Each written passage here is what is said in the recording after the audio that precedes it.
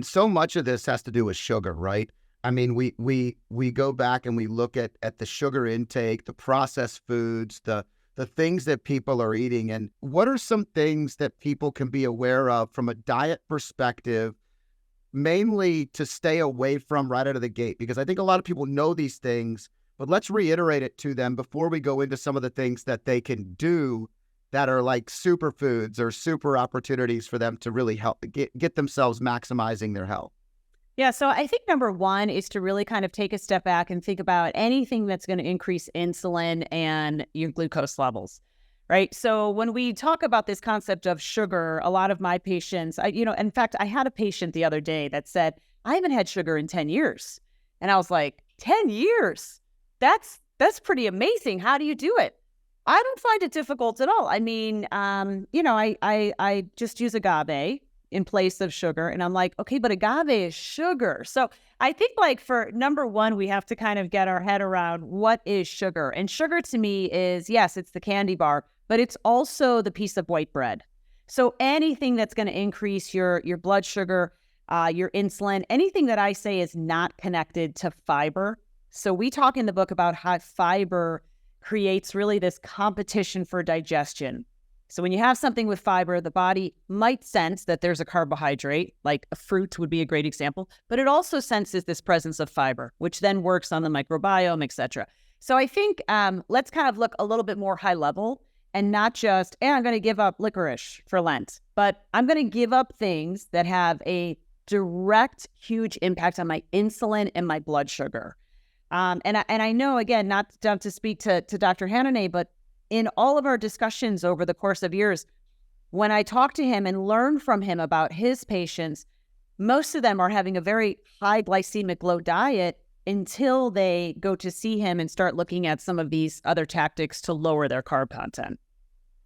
Yeah, I mean, the name fatty liver disease is somewhat misleading. It obviously implies that there is fat in the liver. But people think if I eat fat, I'm going to get fatty liver disease. That's what's misleading. It turns out, actually, if you eat carbs and sugar, you will get fatty liver disease. So yeah, 100% agree with Kristen. The key, low carb diet, low to moderate carbohydrate diet. That's definitely the key. And in my experience, I tell my patients I try with my patient to identify one item in their diet. It's like, well, let's identify just one item this week and see if we can eliminate one thing at a time. How about soda? Do you drink soda? Do you eat too much pizza? Do you eat too much pasta?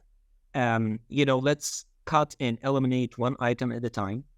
And then the other things I like to stress on is that it's not about eliminating carbs altogether, but decreasing carbs. You can still enjoy ice cream and bagels every now and then, but of course, everything in moderation. But the key, I guess, the take-home message is that this is a disease that can be fixed with low-carb diet. So Kristen mentioned that she's got the Oura Ring. I've worn the Oura Ring. I've worn the Whoop.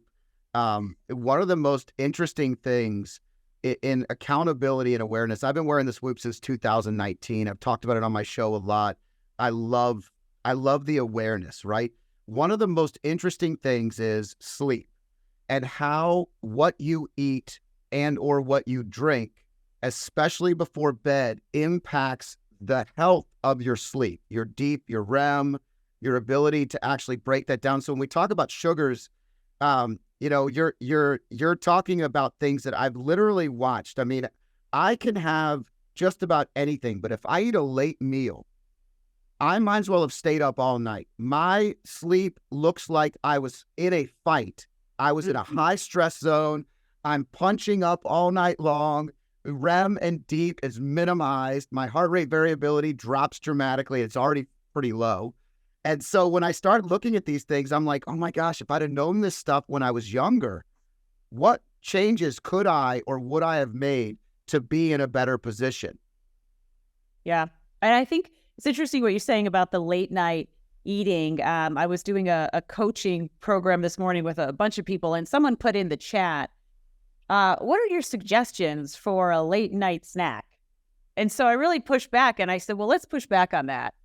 Why do we need a late night snack? Like if we really think about this concept of fuel and fueling our body for a purpose, the body does a great job at keeping you alive while you're asleep. It doesn't really need you to give it fuel before sleep in order to do its job. So really, again, high level, and it's much easier said than done. I get that. But I think the concept of the late night snack is really, outside of looking at someone with different forms of diabetes that have a dawn phenomenon, we're not really looking at someone who would need to eat late at night. So this kind of gets into a little bit of something we talked about in the book, which was different forms of fasting and a time-restricted eating approach. Our suggestion is really to stop eating at least 2 hours before you're going to go to bed. And then really looking at, to your point, what are you eating? I mean, if you eat a ton of fats, that sits in your stomach like a brick. And the body is really hard to break that down. So it takes a lot of energy. It takes a lot of stuff to get that down. So I think when our sleep is compromised on a regular basis, what we know is that it's very hard to tap into our hunger cues. We feel hunger much more frequently, and we miss the cue that leptin is trying to give us that we are full. So when you can't tap into those hunger cues and fullness cues, it's kind of like the wild, wild west. You don't have anything being secreted to say, hey, I need some fuel, or hey, let's put the brakes on. We're good for the next few hours. And sleep, we know, has a huge impact of that. So there's a lot of associations. We could talk about sleep all day long. But I think for the most part, really keeping your last meal a little bit lighter, because you are going to get into that place where you want to have really an empty stomach when you lie down and go to sleep. Not starving, because then it might be hard to fall asleep, but an empty stomach. You don't want your stomach, your GI system to have to work so hard when really it's just trying to get you to go to sleep and keep you there. Yeah, on the note of avoiding late night snack if possible, intermittent fasting comes to mind. Intermittent fasting is obviously a very hot topic, and there's no doubt it's very useful for a lot of conditions, including fatty liver. But honestly, intermittent fasting, just avoid that late night snacks. So if you think about it, your last meal going to be 7, 8 p.m., whatever. And then, you get breakfast in the morning. That's almost like 12 hours of fasting. So kill 2 birds, 1 stone. Avoid late night snacks and intermittent fasting at the same time. And that's has been proven in research to be very useful for fatty liver disease. Yeah, something I do on a regular basis. So if I do have a big meal or I find myself overeating in a day, I will absolutely fast, sometimes 24 hours. But I don't eat breakfast a lot of days, and then go into my first meal between 12 and 1.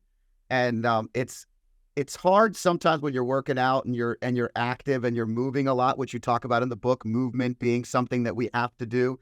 But it's amazing how it heals you. If you like clips like this, I have a similar clip here.